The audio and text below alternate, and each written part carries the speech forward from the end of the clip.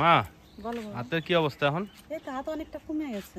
দেখি এই দেখো তো ফুসকা পড়ে আছে না? ফুসকাগুলো জলগুলো বের করতে হবে। হ্যাঁ, ওই জলগুলো বেরোলে আস্তে আস্তে ঠিক হবে। হ্যাঁ আস্তে কাকিমা? আস্তে ঠিক হয়ে যাবে। পূজা দিতে যাচ্ছ নাকি? হ্যাঁ বাবা, আজকে পুজো না দিলে হবে না, বিপত্তারিণী পুজো আছে। হুম। ওই কষ্টটাকে আনন্দ ভোগ করতে হবে এখন। তো এই যে মা আর বৌদি এখন রেডি হয়ে গেছে, এখন যাবে বিপত্তারিণী পুজো দিতে নাকি? হ্যাঁ পুজো এই যে দুজনের সব থালা টালা রেডি? হ্যাঁ, রেডি। সব রেডি। আচ্ছা। লক্ষ্মীর একটা আমার একটা। হুম। আমি এইগুলো নিই, লক্ষ্মী তুমি ফলেরটা নাও, তাহলে হাতে চাপ লাগবে তো। তুমি ওই দুটোই নাও। তো মা আর বৌদি এখন যাচ্ছে পুজো দিতে। এই প্রত্যেক বছর করায় না মা পুজোটা? প্রতি বছরই করি বাবা, বিপত্তারিণী পুজো তো প্রতি বছরই করি, এটা ছাড়া যায় না। আর ছাড়লে আর ধরা যায় না। আচ্ছা ওই জন্য যেতে হবে, কষ্ট হলেও যেতে হবে। আর আজকেই পুজোটা, আচ্ছা চলুন যাই পুজো দিতে। আর নিজে যদি নাও পারি তাও উপোস থাকতে হবে। হ্যাঁ। তবু আচ্ছা। করতেই হবে পুজোটা। বেশ, তাহলে পুজোটা দিয়ে সমা। হ্যাঁ ঠিক।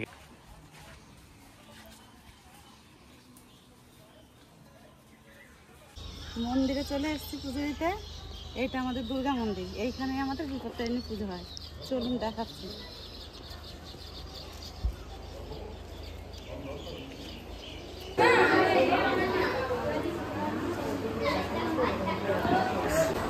পুজো হয়ে গেছে আমাদের, এবার বাড়ি যাচ্ছি দু শাশুড়ি বৌমা মিলে।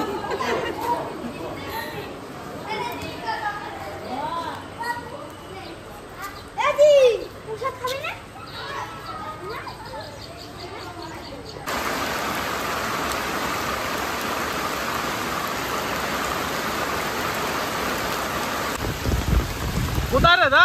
আরে ভাই ফুল খেতে যাবো, ফুল খেতে জলটা কাটতে হবে, যা বৃষ্টি হয়ে যাচ্ছে হ্যাঁ ফুল আসলে সব মরে যাবে। চল চল চল চল, তাড়াতাড়ি যাই। জলটা কাটি দিলে ফুলের আর বাজার ভালো আছে, গাছটা থাকলে পয়সাটা হবে। চল। ভাই জলটা কাটি দিয়েছে, পুরো রাস্তাটা একদম জল হয়ে গেছে। এদিকে মাঠও ভাই সাদা হয়ে গেছে। তাহলে ফুল খেতের অবস্থাটা কি হয়েছে, ওই জন্য যাচ্ছি জলটা কাটি দিতে হবে।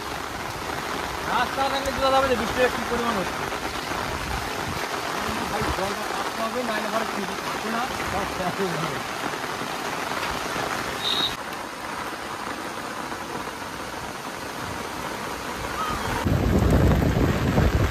নদা খেতে তো ফুলই নাই, কয়দিনে কত ফুল ছিল? ফুল তো ছিল ভাই, বৃষ্টি এত বৃষ্টি হচ্ছে, বৃষ্টির জন্য ফুল ফুটতেছে না। এটা হচ্ছে মেন কথা, বৃষ্টি তো কামাই নাই, ওই জন্য ফুল কম ফুটতেছে। আর তারপরে গাছটা বাঁচা রাখতে হবে, জলটা কাটে বাইর করতে হবে। গাছের ভিতরে কত জল গেছে দাদা? জলটা প্রত্যেকটা লালায় জল, এই জলটা এখানে কাটি দেবো, তারপরে জলটা বেরিয়ে যাবে। ওই জন্যই আশা। খালি সবাই বাবা যে ফুলের দাম হঠাৎ করে বাইরে গেল কে? জমিতে যে ফুলই নাই, তারপরে আবার এই বৃষ্টি নাকি দা? একমাত্র না খাওয়ার কারণ হচ্ছে এই বৃষ্টি। গাছে তো ফুলই নাই, দুদিন আগে আমার খেত জমজমাট ছিল কত কত। হ্যাঁ বাবা, ফুলে একদম পুরো খেত ভর্তি ছিল। কিন্তু এখন এই বৃষ্টি, এত বৃষ্টির জন্য ফুল ফুটতেছে না, এটা হচ্ছে মেন কারণ। কয় জায়গায় কাটতে হবে দা? কাটতে হবে 3-4 জায়গায় কাটতে হবে, না কাটলে জল বেরোবে না।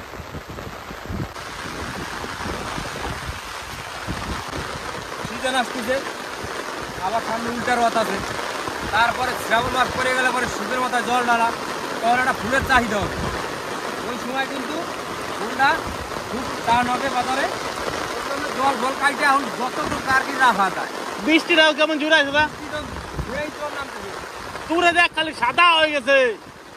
কোনো মাঠের দিকে তাকালে বুঝা যাবে যে কিরকম পরিমাণে বৃষ্টিটা হচ্ছে, আর জলটা দেখা যাচ্ছে। সাদা হয়ে গেছে একদম দা। ওই জন্য ভিজে ভিজে আসলাম যে জলটা কাটে বাইর করতে পারলে কিছুটা কমলেও মানে গাছটা একটু বাঁচা থাকবে। বৃষ্টিটা এমনই জিনিস, বৃষ্টিটা কিন্তু সবার কপালে সুখ হয় না। একদম রে দা। তার কারণ কারো এই বৃষ্টিটা ভালো হচ্ছে, কারো ক্ষতি হচ্ছে, একদম রে দা। এটা হচ্ছে বাস্তব। ওই জন্যই বৃষ্টি ভালোর ভালো, খারাপের খারাপ। সময়ের বৃষ্টি সময় হলে পরে খুব ভালো লাগে, সবার কাজে লাগে, হ্যাঁ। সবার পক্ষে ভালো হয়। তো এই বৃষ্টিটা এত আগাম হচ্ছে এবছর, খুব ওই কষ্ট। জন্য মানে বেশি লোকের পক্ষে ক্ষতি, একদম। 100 মধ্যে 90 লোকের ক্ষতি হচ্ছে। তার কারণ বাদাম ভাড়া এখন কেউ তুলতে পারে নাই, অনেক লোকের বাদাম মাঠে এইভাবে কিন্তু পড়ে আছে।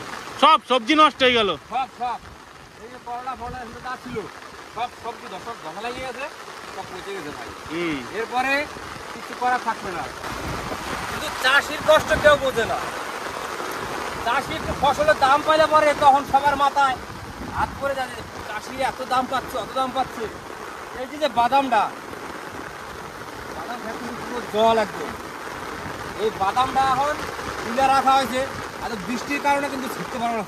কাদা হয়ে গেছে রে। ছিললে এই যে কাদা রয়েছে, বাদাম দেওয়া হয় যায় না, কিন্তু এই কাদা বৃষ্টির জন্য একমাত্র এই বাদামটা এখন ছিটতে পারতেছে না। এই জলে কাদা এখন মানে মাইকে গেছে, এত পরিমাণে বৃষ্টি, তো দেখলে বোঝাই যায় যে কি পরিমাণে বৃষ্টি হয়েছে। ওই জন্য চাষির কষ্ট কেউ বোঝে না। একদম রে দা। চাষি যদি একটু পয়সা পায় সবজিতে, তখন সবাই কথা তুলে যে হ্যাঁ চাষি এত পয়সা দাম নেয়, কত টাকা দাম নেয়, কিন্তু চাষি যে কি পরিমাণে কষ্ট করে সেটা কিন্তু বাদাম কেউ দাদা এমন অবস্থা বোঝে মানে না। বাড়ি উঠে যায়, কষ্ট হয়ে যাবে তাই না? হ্যাঁ, এই বাদামটা এরপরে তুলতে কি কষ্ট পরিমাণ হবে, এই কাদা মেশিনের জলে ধুইতে হবে, এই জলটা তো থাকবে না। এই যে কাদা হয়ে গেছে, এই কাদাটা ধুইতে হবে, তারপরে ছাড়াতে হবে, তারপরে শুকিতে হবে। আর শুকাবো এই যদি বৃষ্টির আবহাওয়া, এত শুকে যাচ্ছে। শুকানোর কোনো গল্প নাই। আর বাদাম না শুকিলে এর কোনো মূল্য নাই। আর সবাই ভাবতেছে যে ফুলের দাম আগে 100 টাকা ছিল, এখন কিনে জন্য 600 টাকা হয়ে গেছে। হ্যাঁ, ফুল তো কাছে নাই। 600 টাকা হবে না কিছু জন্য। এত বৃষ্টিতে গাছে এত ফুল ছিল, সেই ফুলের পরিমাণ কমে গেছে।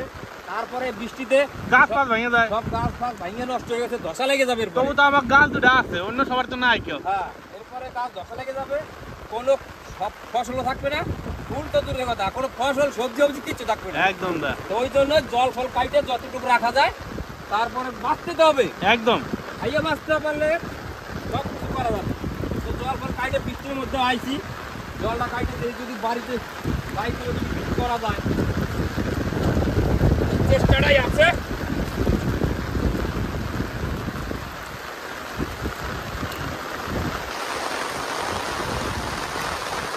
কখনোই করবেন না।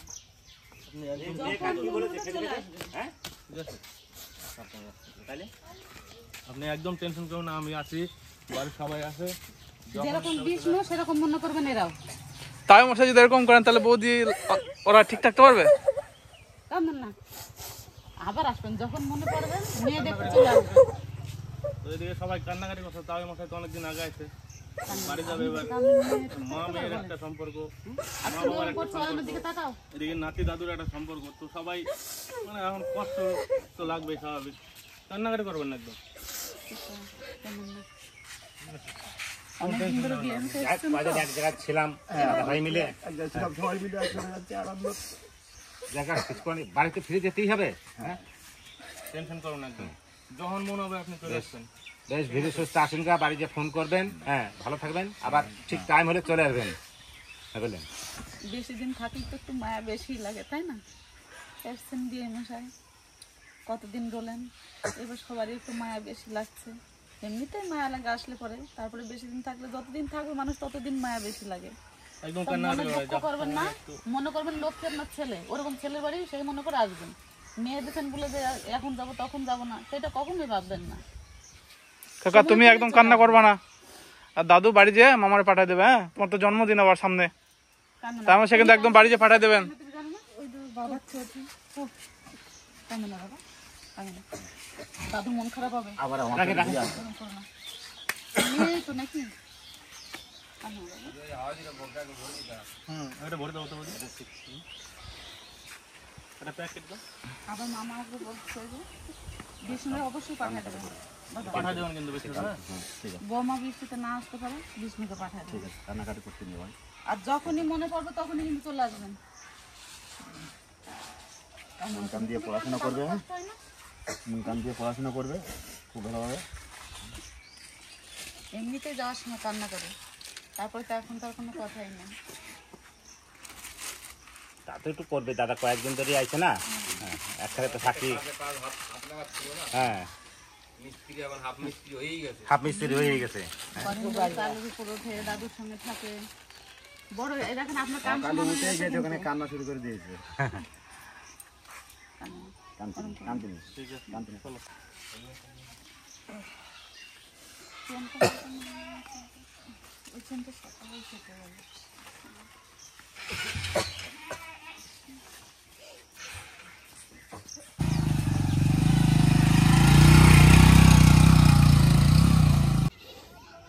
আবার কান্নাকাটি করে, কান্নাকাটি করবে না।